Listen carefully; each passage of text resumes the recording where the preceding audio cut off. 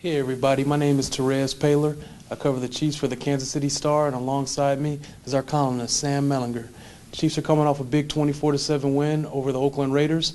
We're going to touch on that and do various aspects of that, and we'll also touch a little bit on the upcoming opponent, the Houston Texans. But first, Sam, I thought you had a really interesting column about how the Chiefs use Jamaal Charles.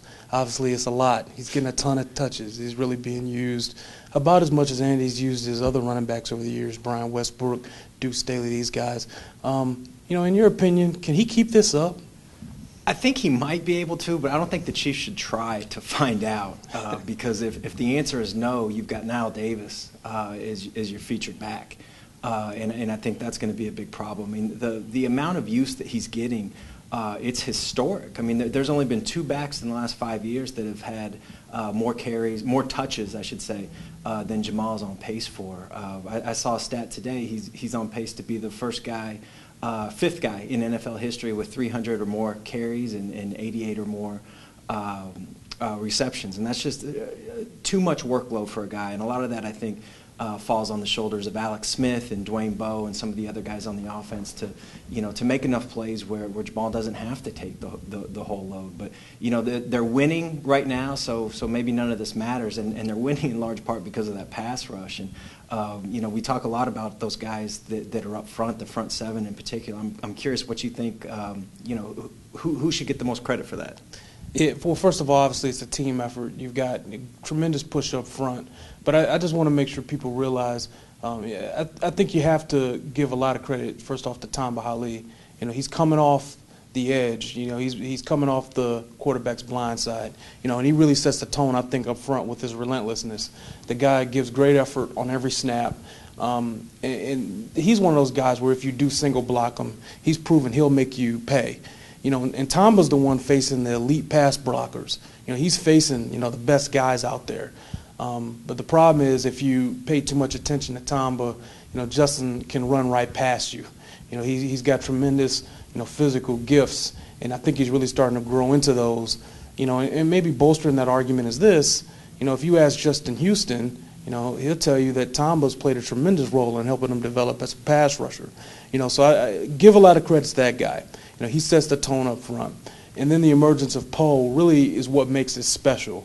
You've got that triangle. You've got the push up the middle and the push on the outside, and that's what makes it unblockable. The thing is, while I give a lot of credit to Tamba for what they've been able to do, it really hurts if you lose any of those guys. Right. Because at that point, then it's not so unblockable. Then you can devote resources to the other guys with no problems. So they all should get equal credit. But let's not overlook Tamba, even though Justin has more sacks. We're looking at the schedule going forward. You've got Houston coming up, and suddenly that game doesn't look nearly as daunting as it did before the season. They're 2-4.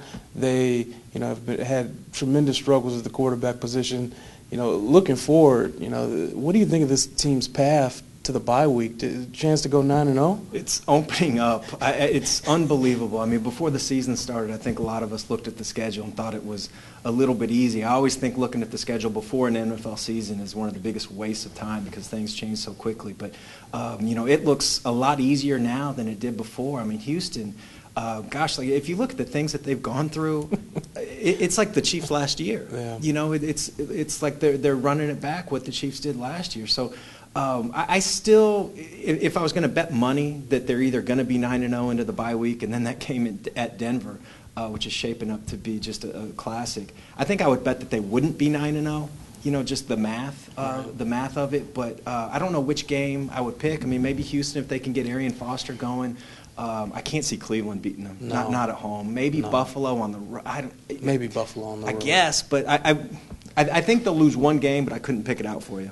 I think we both agree. First of all, Cleveland, no chance. Not with Weeden at quarterback, not coming into here. That's not happening. Houston has some ability, okay? Yeah. And, one guy who's still playing lights out is J.J. Watt. Yep. We know that the offensive line has had its problems, particularly on the side Watt plays. It's going to be up to those guys on the right side to hold up against, arguably the best down lineman in the league, a guy who's ridiculous, who affects every single play of every single game and what you have to do. This offense has enough troubles. You know, and, I mean, this is the kind of guy that can disrupt everything you do. You know, but offensively, man, those guys have struggled. Andre Johnson's playing well, you know, and they've got, you know, some guys playing okay, but the quarterback position's a real disaster for them right now.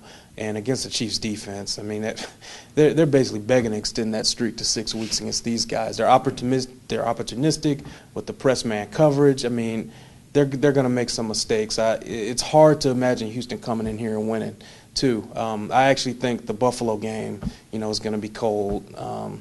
You know, and this is the NFL. You know, the Chiefs are a better team than Buffalo, obviously, but you can't win them all, and it's very, very difficult to do that. If it was up to me, I would say that's the one game they would lose. But you know, going into this bye week, you know, in a few weeks or whatever, the path to 9-0 certainly seems possible. And then after that, like you said, we know the Denver game is going to be terrific. You know, everybody's looking forward to that now, but they're going to have 2 weeks to prepare for that. Yeah. And I think we see Andy Reid is a professional coach who definitely knows what he's doing. You give a professional coach who's competent 2 weeks to prepare for a team, and you give him the weapons they have, particularly on defense, to counter some of the stuff Manning likes to do. What do you think the Chiefs' chances are of winning that game? A lot more than I would have said a month ago. And I don't have the numbers right in front of me, but I remember looking up Andy Reid's record after a bye week, and it's really, really good. I mean, the guy coaches them up in the bye week, and so you know that's another part where maybe the Chiefs are catching a little bit of a break. You know, the Denver obviously they're as strong offensively as the Chiefs are defensively, but I think it's worth pointing out that you know while the Chiefs haven't played an offense as good as Denver hasn't played a defense as good as the Chiefs either. So just a fascinating game. It's a month away, but you can't help but look forward to it. It should be fun. And you know what? I'll say this. You know, just looking at the defense-offense matchup in there, you know, if you want to beat Peyton Manning, what you got to do is have a guy that can cover Welker in the slot, and then some physical guys out on the corners to match up with Decker and Thomas. Sean Smith's playing out of his mind. Marcus Cooper's been fantastic. And if Brandon Flowers can get healthy, those three guys can match up, I think, man-to-man on their receivers. And if the three guys we talked about earlier in the pass rush, healthy and they bring it, I mean, and then Eric Berry covering the tight end, you've got the ingredients to slow these guys down and possibly go into Denver and win with the bye week. And at that point, they come back to Arrowhead Stadium in 2 weeks, and that's going to be fantastic. And, you know, you head into the bye week 9-0 or even 8-1 or whatever, and you take that first game in Denver. You know, we all know how good Denver is, but, you know, now you got to start talking about possibly winning the division and maybe getting some form of home field advantage. I mean, that's the way this season is shaping up. It's still early. We've still got 10 games. But the path there for home field advantage and possibly even the road to the Super Bowl going through Arrowhead is there if they can take it and if they continue to get good fortune and continue to play well. Obviously, that's a long way away, but, you know, you can start to see it in this football season, so it's definitely fun to think about. But, yeah, that's about it for us this week. Be sure to continue to read us on the Star, kansascity.com. You can follow me at /Terez Paylor, and you can follow him at /Mellinger. Thanks for watching, and check us out again next week.